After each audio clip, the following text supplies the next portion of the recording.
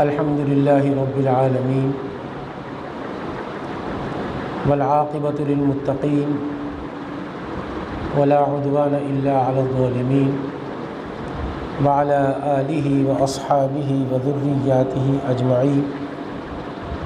أما بعد فأعوذ بالله من الشيطان الرجيم بسم الله الرحمن الرحيم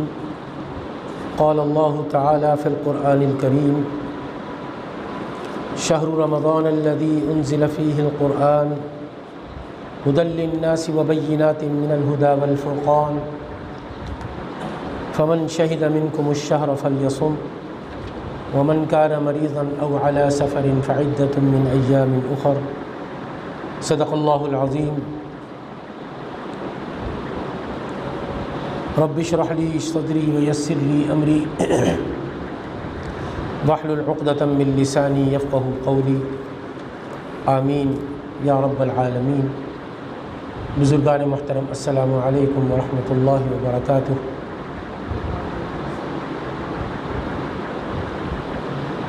رمضان المبارک کا اول جمعہ اور رمضان المبارک کا چھٹا روزہ اور رمضان المبارک کا پہلا عشرہ، عشرہ رحمت،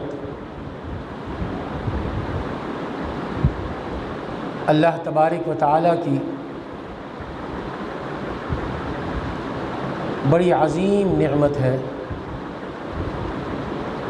ہم بڑے خوش قسمت ہیں کہ اللہ تبارک و تعالیٰ نے زندگی میں ایک مرتبہ پھر رمضان المبارک کا مقدس، محترم، فضیلتوں والا، برکتوں والا، رحمتوں والا مہینہ ہمیں عطا فرمایا۔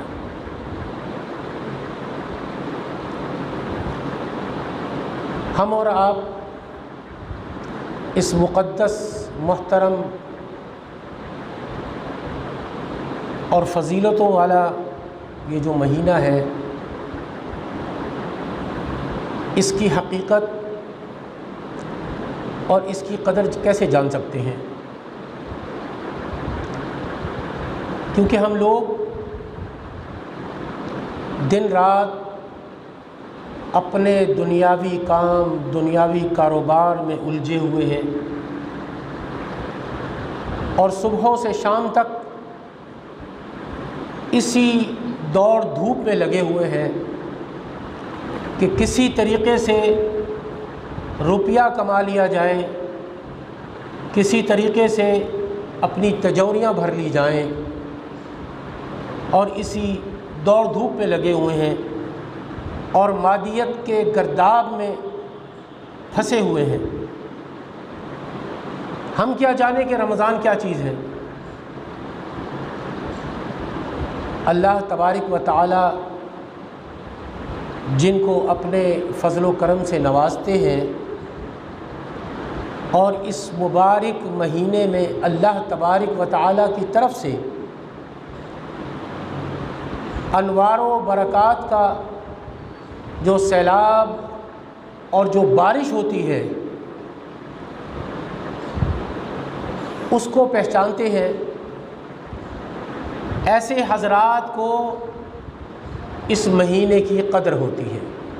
جو اس کو پہچانتے ہیں۔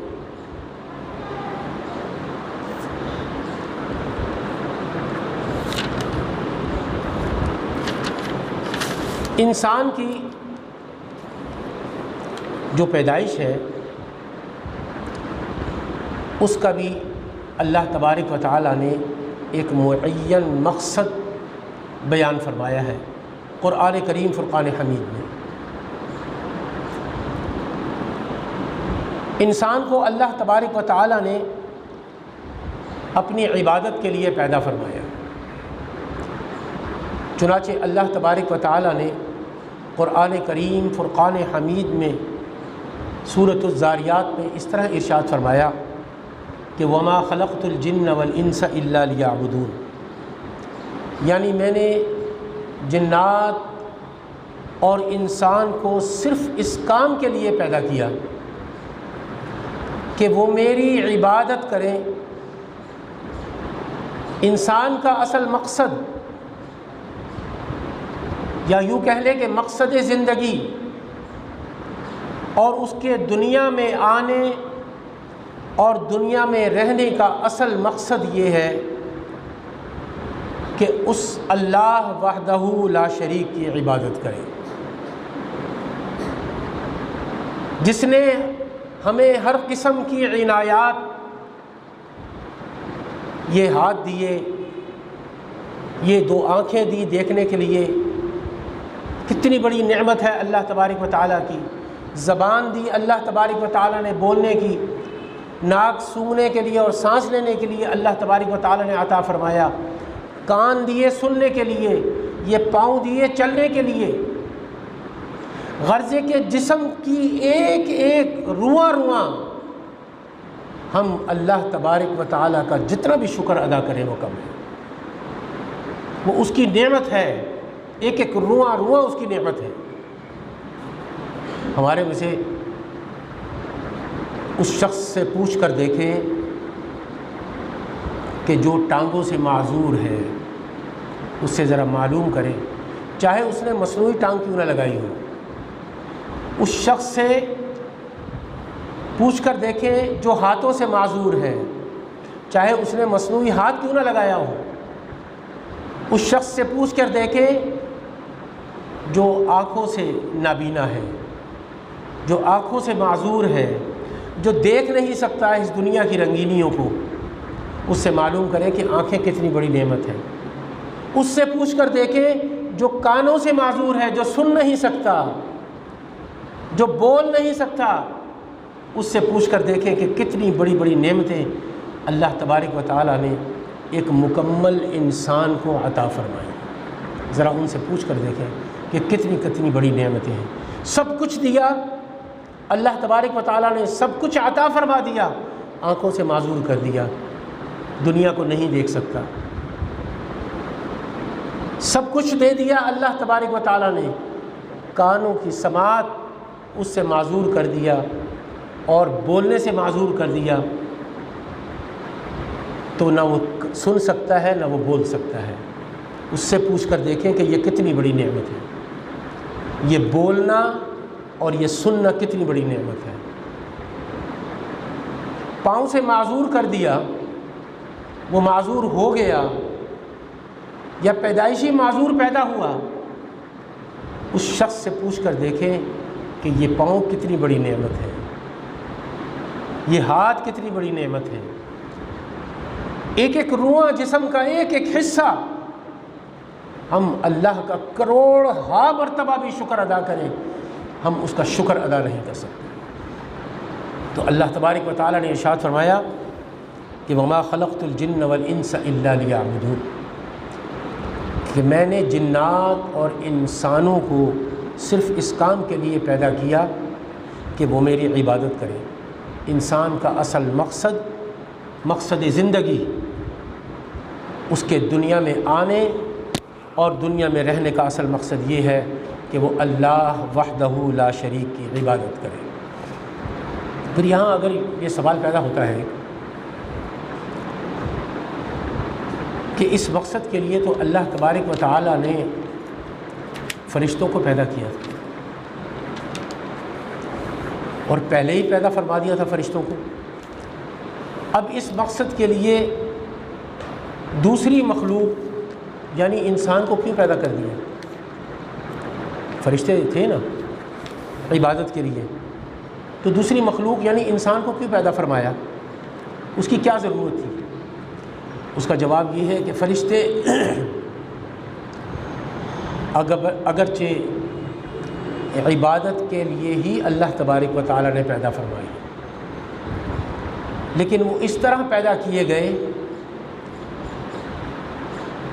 کہ خالصتاً وہ عبادت کرنے پر مجبور تھے، اس لیے کہ ان کی فطرت میں اللہ تبارک و تعالیٰ نے صرف عبادت کا مادہ رکھا ہے کہ بس وہ اللہ کی تسبیح بیان کرے، اللہ کی عبادت کرے، ہر وقت اللہ کی تسبیح بیان کرتے رہے۔ عبادت کے علاوہ گناہ اور معصیت اور نافرمانی کا مادہ ان کے اندر رکھا ہی نہیں ہے اللہ تبارک و تعالیٰ نے،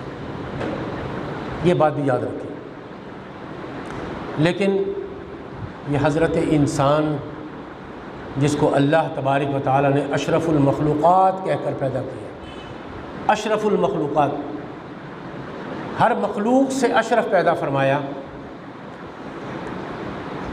اور ان کے اندر اللہ تبارک و تعالیٰ نے خواہشات ہیں، خواہشات رکھ دی، جذبات ہیں، محرکات ہیں اور ضروریات ہیں، اور پھر حکم یہ دیا گیا کہ گناہوں کے ان وداعی سے بچتے رہو اور ان جذبات کو کنٹرول کرتے ہوئے اور گناہوں کی خواہشات کو کچلتے ہوئے اللہ کی عبادت کرو۔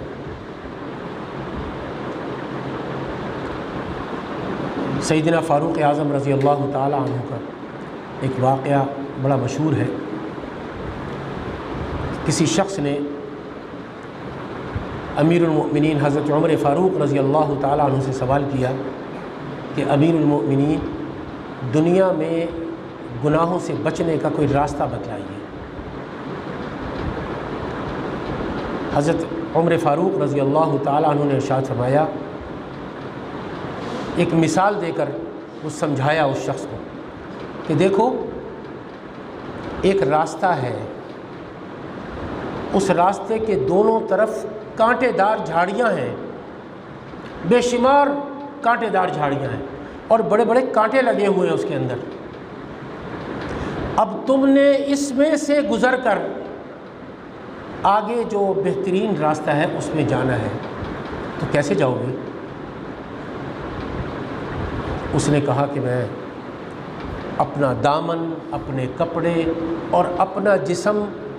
ان کانٹوں سے بچاتے ہوئے، ان کانٹوں سے دور رہتے ہوئے اس پگ ڈنڈی سے نکل کر میں اس راستے پر چلا جاؤں گا۔ آپ رضی اللہ تعالیٰ عنہ نے فرمایا، بس یہی ہے گناہوں سے بچنے کا طریقہ، یہی ہے اصل طریقہ، کہ دنیا میں گناہوں کی یہ جو پگڈنڈیاں ہیں، یہ جو کانٹے دار خاردار تارے ہیں، اس میں سے گزرتے ہوئے، ان گناہوں سے بیچ میں سے گزرتے ہوئے، اس پگڈنڈی سے گزرتے ہوئے تم صحیح راستے پر، صراط مستقیم پر نکل جاؤ۔ یہاں ایک بات سمجھ لینی چاہیے، جس کے نہ سمجھنے کی وجہ سے بعض اوقات گمراہیاں پیدا ہو جاتی ہیں۔ وہ یہ کہ ایک طرف تو یہ کہا جاتا ہے کہ بندہ مومن کا ہر کام عبادت ہے۔ ہم یہ عام طور پر کہتے ہیں کہ مسلمان کا ہر کام عبادت ہے، یعنی اگر بندہ مومن کی نیت صحیح ہے اور اس کا طریقہ بھی صحیح ہے، وہ طریقہ جو اللہ اور اس کے رسول صلی اللہ علیہ وآلہ وسلم نے ہمیں بتلایا، وہ طریقہ سنت نبوی صلی اللہ علیہ وآلہ وسلم کا طریقہ، وہ ہے صحیح طریقہ، وہ سنت کے مطابق زندگی گزار رہا ہے، تو پھر یاد رکھیں اس کا کھانا بھی عبادت، اس کا سونا بھی عبادت، اس کا جاگنا بھی عبادت، اس کا کاروبار کرنا بھی عبادت، اس کا بیوی بچوں کے ساتھ ہنسنا بولنا بھی عبادت ہے، یعنی ہر کام اس کی عبادت بن جاتی ہے۔ اب سوال یہ پیدا ہوتا ہے کہ جس طرح ایک بندہ مومن کہ یہ سب کام عبادت ہے،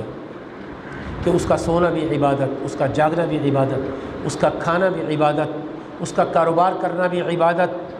اس کا بیوی بچوں کے ساتھ ہنسنا کھیلنا بھی عبادت بن جاتا، بشرطے کہ وہ صحیح سنت نبوی صلی اللہ علیہ وآلہ وسلم کے طریقے پر چلنے والا، وہ طریقے پر چلتا ہو، حضور سرور کونین صلی اللہ علیہ وآلہ وسلم کے بتلائے ہوئے راستے پر چلنے والا ہو، تو اس کا ہر کام عبادت ہے۔ اسی طرح نماز بھی عبادت ہے۔ پھر ان دونوں عبادتوں میں کیا فرق ہے؟ ان دونوں کے فرق کو اچھی طرح سمجھ لیجیے، اور اس فرق کو نہ سمجھنے کی وجہ سے بعض لوگ گمراہیوں میں مبتلا ہو جاتے ہیں۔ ان دونوں عبادتوں میں فرق یہ ہے کہ ایک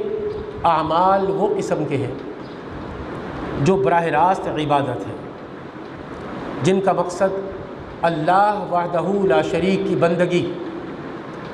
اور اس کی بندگی کے علاوہ کوئی دوسرا مقصد نہیں ہے، اور وہ اعمال صرف اللہ وحدہ لا شریک کی بندگی کے لیے ہی وضع کیے گئے ہیں۔ جیسے نماز ہے، کسی اور کی بندگی تو نہیں کر سکتے نا، رکوع سجود اٹھنا بیٹھنا ہمارا کھڑا ہونا، یہ نماز میں یہ سب کس مقصد کے لیے ہے؟ بندگی رب کے لیے، اللہ کی عبادت۔ اس نماز کا مقصد صرف اللہ وحدہ لا شریک کے سامنے اپنے سر نیاز کو جھکانا ہے کہ اے اللہ ہم تیرے بندے ہیں اور تیری ہی عبادت کرتے ہیں۔ لہٰذا یہ نماز اصلی عبادت ہے اور براہ راست عبادت ہے۔ اسی طرح روزہ، زکوٰۃ، ذکر، تلاوت، جہاد، صدقات، حج، عمرہ، یہ سب اعمال ایسے ہیں کہ ان کو عبادت ہی کے لیے وضع کیا گیا ہے، ان کا کوئی اور مقصد اور مصرف نہیں ہے۔ دوسری قسم ہے بالواسطہ عبادت۔ اس کے مقابلے میں وہ اعمال ہیں جن کا اصل مقصد تو کچھ اور تھا، مثلا اپنی دنیاوی ضروریات اور خواہشات کی تکمیل تھی، لیکن اللہ تبارک و تعالیٰ نے اپنے فضل و کرم سے بندہ مومن سے کہہ دیا کہ اگر تم دنیاوی کاموں کو بھی اللہ اور اس کے رسول صلی اللہ علیہ وآلہ وسلم کے بتلائے ہوئے راستے کو اپناتے ہوئے اس پر اگر تم چلو گے، وہ کام کرو گے، تو تمہارا ہر کام عبادت بن جائے گا۔ تمہارا اٹھنا بیٹھنا بھی عبادت، تمہارا سونا بھی عبادت، تمہارا جاگنا بھی عبادت، تمہارا کاروبار کرنا بھی عبادت، بیوی بچوں کے ساتھ بیٹھنا اٹھنا، ان کے ساتھ ہنسنا کھیلنا بھی عبادت، بشرطے کہ اللہ اور اس کے رسول صلی اللہ علیہ وآلہ وسلم کے بتلائے ہوئے راستے پر چلتے ہوئے یہ کام کیے جائیں، ان کو انجام دیا جائے۔ تو فرمایا کہ تمہیں ان کاموں پر بھی، جو تم دنیاوی کام کر رہے ہو، ان کاموں پر بھی ویسے ہی ثواب ہم عطا فرمائیں گے جیسے ہم پہلی قسم کی عبادات پر دیتے ہیں۔ سبحان اللہ۔ لہٰذا یہ عبادات براہ راست نہیں ہیں بلکہ بالواسطہ عبادات ہیں، یہ عبادات دوسری قسم کی ہیں۔ اب آگے چلیے، رمضان المبارک ہے، عظیم مہینہ، اور وہ مہینہ جس کو کہا کہ شہر رمضان الذی انزل فیہ القرآن ھدی للناس وبینات من الھدی والفرقان، یہ عظمتوں والا اور فضیلتوں والا مہینہ، میں نے گزشتہ جمعے بھی عرض کیا تھا ابتدا میں، اس کی ابتدائیے میں، کہ اللہ تبارک و تعالیٰ نے اپنی مخلوقات میں سے بہت سی چیزوں کو زیادہ فضیلت عطا فرمائی، بہت سی چیزوں پر زیادہ فضیلت عطا فرمائی ہے۔ انبیاء علیہ السلام نے حضور سرور کونین صلی اللہ علیہ وآلہ وسلم کو دوسرے انبیاء پر فضیلت عطا فرمائی۔ حضرت آدم علیہ السلام کو تمام انسانوں کے جد امجد ہونے کی فضیلت عطا فرمائی۔ فرشتوں میں حضرت جبریل علیہ السلام کو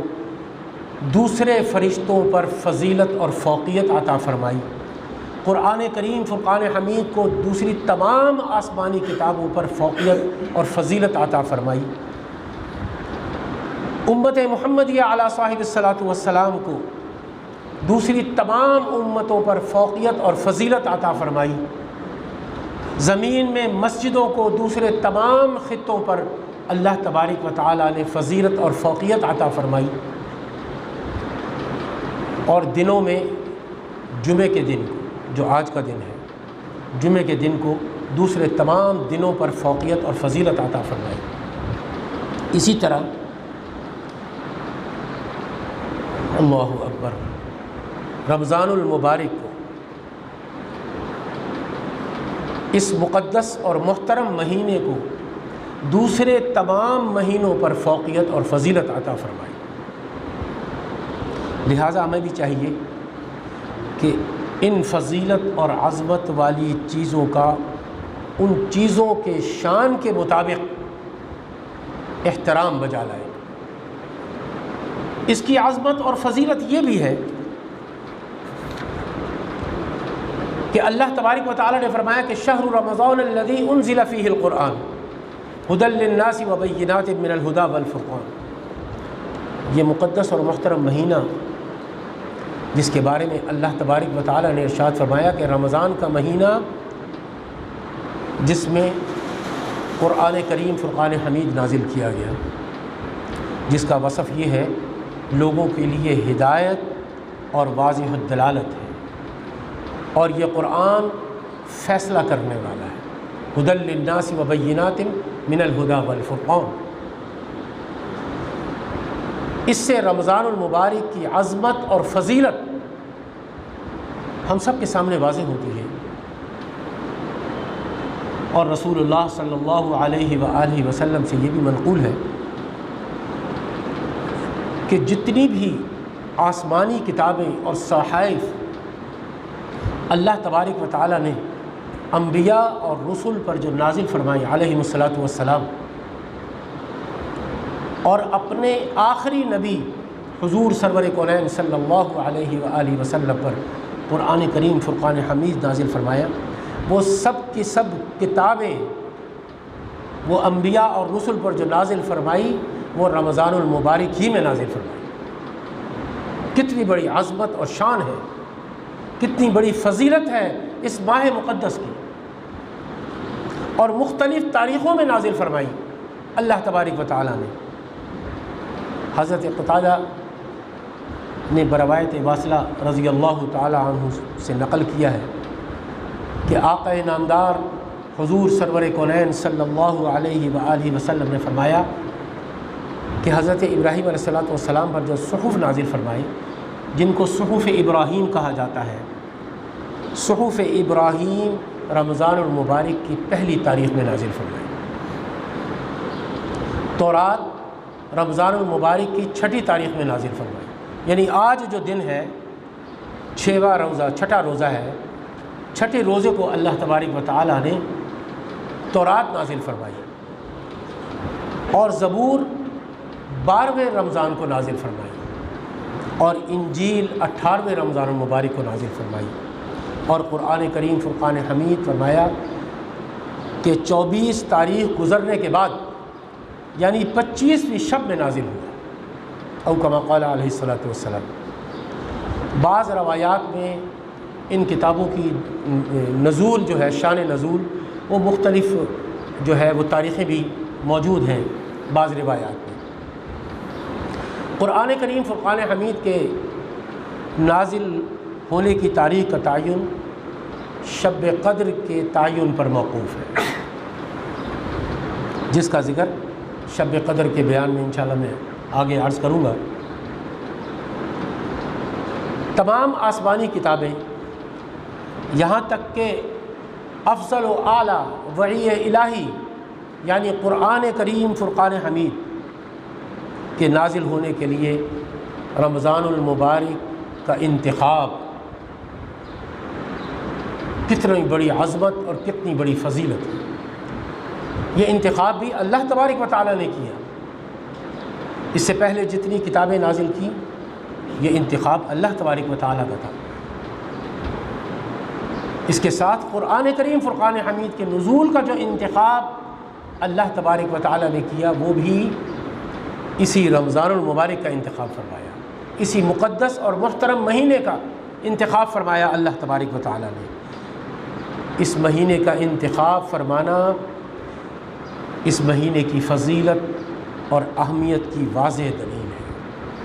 گویا کہ جو مقام و شرف آسمانی کتابوں کو دوسری کتابوں پر اور قرآن مجید کو دوسری آسمانی کتابوں پر حاصل ہے، وہی مقام و شرف رمضان المبارک کے مہینے کو دوسری تمام مہینوں پر حاصل ہے۔ یہ مہینہ بڑی عظمتوں والا مہینہ ہے۔ نبی کریم صلی اللہ علیہ وآلہ وسلم نے فرمایا کہ اذا جاء رمضان فتحت ابواب الجنہ، کہ رمضان کا مہینہ جب آتا ہے اللہ تبارک و تعالی جنت کے تمام دروازے کھول دیتا ہے۔ اور پھر ایک حدیث میں اتنا بابرکت مہینہ ہے کہ اس کی صحیح قدر کی جائے، اس کے حقوق پورے کیے جائیں تو یہ پورے سال کے صغیرہ یعنی چھوٹے گناہوں کی مغفرت کا باعث ہو جاتا ہے، اگر اس کی صحیح قدر کی جائے، اس کا احترام صحیح کیا جائے۔ حضرت ابو ہریرہ رضی اللہ تعالیٰ عنہ سے روایت ہے کہ رسول اللہ صلی اللہ علیہ وآلہ وسلم نے فرمایا کہ 5 نمازیں اور ایک جمعے سے دوسرے جمعے تک اور ایک رمضان سے دوسرے رمضان تک اس کے درمیان کے گناہوں کا کفارہ ہو جاتے ہیں، جبکہ کبیرہ گناہوں سے بچا جائے۔ اللہ تبارک و تعالیٰ سارے صغیرہ گناہ معاف فرما دیتے ہیں۔ اللہ تبارک و تعالیٰ سے دعا فرمانی ہے کہ رب العالمین یہ رمضان المبارک کا چھٹا روزہ ہے اور پہلا عشرہ جو رحمت کا عشرہ ہے، اگلا جو جمعہ آئے گا اس میں یہ رحمت کا عشرہ جو گزر چکا ہوگا، یہ 4 دن باقی ہیں رحمت کے عشرے کے۔ ان 4 دنوں میں اللہ تبارک و تعالیٰ سے رحمت مانگی جائے، اللہ تبارک و تعالیٰ سے جنت مانگی جائے، اور جتنا بھی استغفار کیا جائے اللہ تبارک و تعالیٰ سے رحمت اور مغفرت مانگی جائے۔ اس رحمت والے عشرے میں اللہ تبارک و تعالیٰ ہم پر رحمتیں نازل فرمائے، اللہ تبارک و تعالیٰ ہمارے دلوں میں اپنی محبت پیدا فرمائے، نبی کریم صلی اللہ علیہ وآلہ وسلم کی محبت پیدا فرمائے، صحابہ اکرام رضوان اللہ علیہم اجمعین کی محبت پیدا فرمائے، اللہ اور اس کے رسول صلی اللہ علیہ وآلہ وسلم کے بتلائے ہوئے راستے پر چلنے کی توفیق عطا فرمائے۔ وآخر دعوانا ان الحمد للہ رب العالمین۔ سنتیں پڑھ لیجیے، اس کے بعد خطبہ۔